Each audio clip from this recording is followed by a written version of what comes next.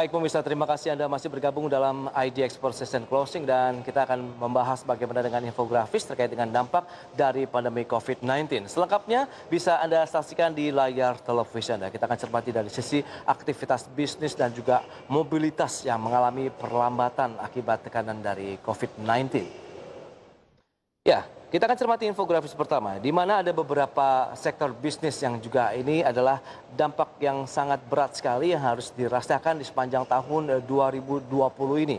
Kita lihat yang pertama dari retail sales dengan penurunan hingga minus 17,1%, kemudian mobilitas dalam artian perpindahan orang begitu dari satu daerah ke daerah lain yang kaitannya dengan pekerjaan pun juga harus mengalami tekanan cukup dalam minus 17,7%. Dan kita lihat yang juga terdampak signifikan adalah perhotelan. Ini kita lihat data menyebutkan hingga kuartal 1 2020 dari sisi perhotelan minusnya hingga 32,6%.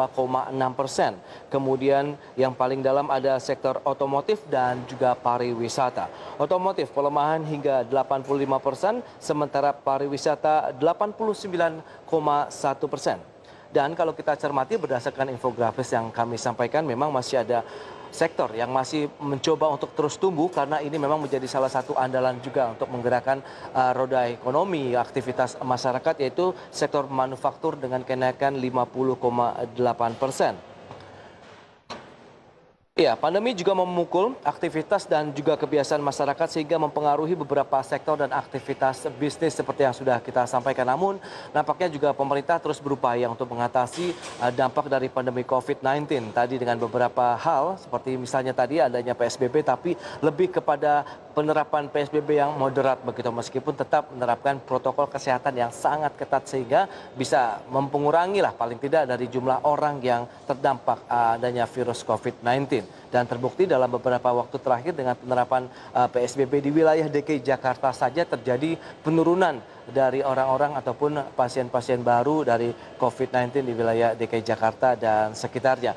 Dan kalau kita cermati memang pariwisata dan otomotif ini menjadi dua sektor yang paling terdampak karena kita tahu juga adanya PSBB berarti ada pengurangan mobilitas yang tadi juga turun hingga 17%, sehingga mau tidak mau aktivitas yang adanya biasanya jalan macet kemudian harus berkurang hingga 50%, membuat orang pun banyak yang mengurungkan niat untuk membeli paling tidak otomotif, kendaraan bermotor roda 2 ataupun roda 4 begitu ya untuk tahun 2020 ini. Baik, selanjutnya kita akan cermati bagaimana dengan pekerja ataupun orang-orang yang terdampak dari COVID-19 di sepanjang tahun 2020 ini. Ya, seperti yang bisa Anda saksikan di layar televisi Anda, kita lihat ini dari bulan April hingga Mei 2020. Jadi kita lihat dari pekerja formal yang mengalami pemutusan hubungan kerja di bulan April saja sekitar 137,5 ribu orang yang terkena PHK atau pemutusan hubungan kerja di sektor formal. Kemudian di bulan Mei peningkatannya juga semakin bertambah menjadi 390,2 ribu atau 390 ribuan orang begitu yang harus terkena PHK pada bulan April dan juga Mei 2020. Kemudian dengan catatan pekerja yang harus dirumahkan, kita lihat apa saja ini masih dari sektor formal, ini adalah berarti memang yang kita bekerja di perkantoran. Dan kita lihat 873 ribu orang yang harus dirumahkan di sepanjang bulan April akibat pandemi COVID-19. Kemudian di bulan Mei juga semakin meningkat hingga 1058,3 orang.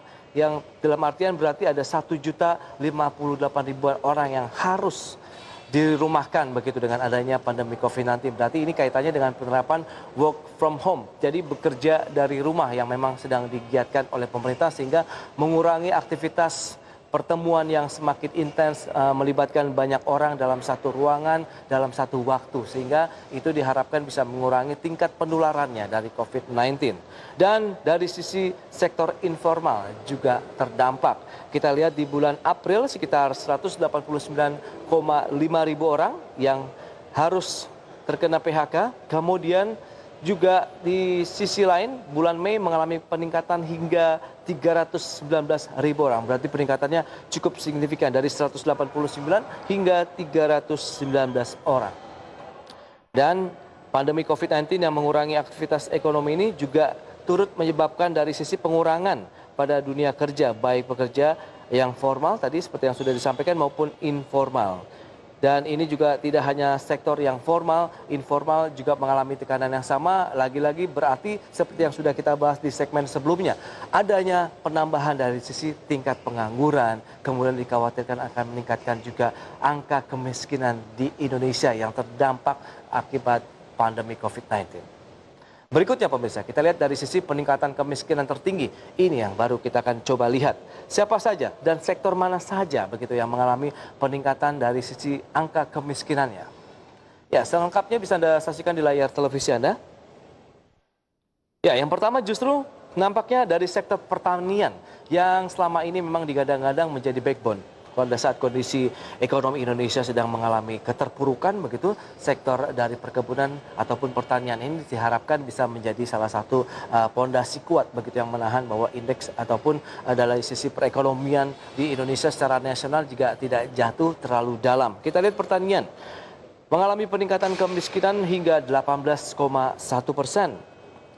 Dan ini kita lihat dari sisi sektor berikutnya juga peternakan 16,3%. Ada hortikultura 15,1%, kemudian sektor konstruksi adanya peningkatan kemiskinan hingga 10,2% dan aktivitas rumah tangga pemberi kerja ini juga mengalami peningkatan angka kemiskinan hingga 10,2%.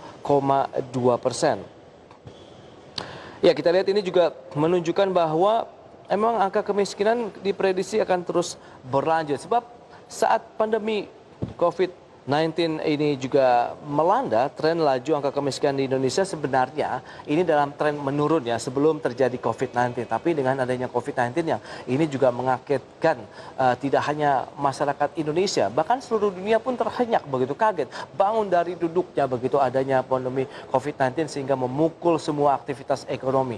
Dari yang mereka harus bekerja, tiba-tiba mereka tidak mendapatkan pekerjaan karena terkena pemutusan hubungan kerja. Baik, selanjutnya kita akan cermati bagaimana dengan persentase penduduk miskin menurut pulau ini yang ada di wilayah Indonesia. Kita akan cermati kembali. Ya, seperti yang bisa Anda saksikan di layar televisi Anda, ini berdasarkan data di semester 1 tahun 2020.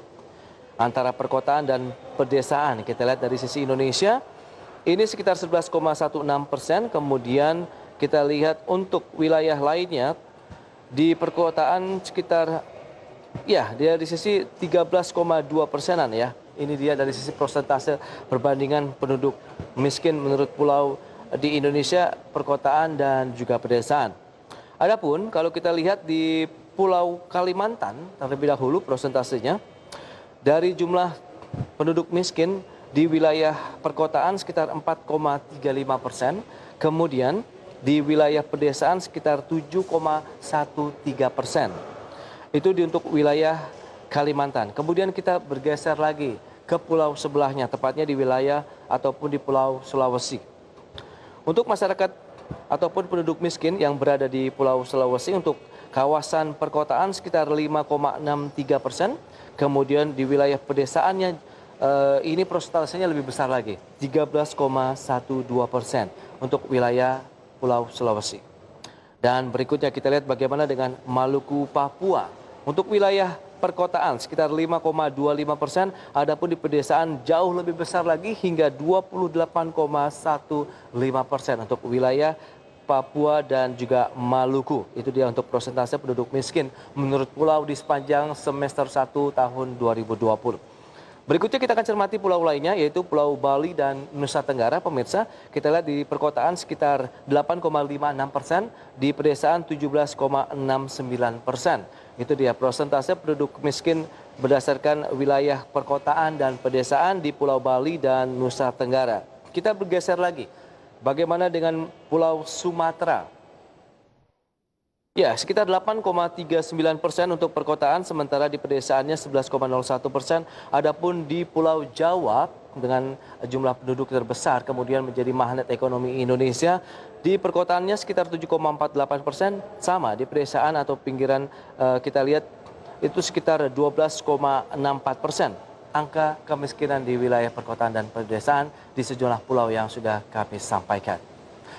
Baik pemirsa, demikian update dari beragam informasi terkait dengan pergerakan saham-saham dan kita lihat juga bagaimana aktivitas ekonomi. Kita akan kembali usai jeda berikut ini.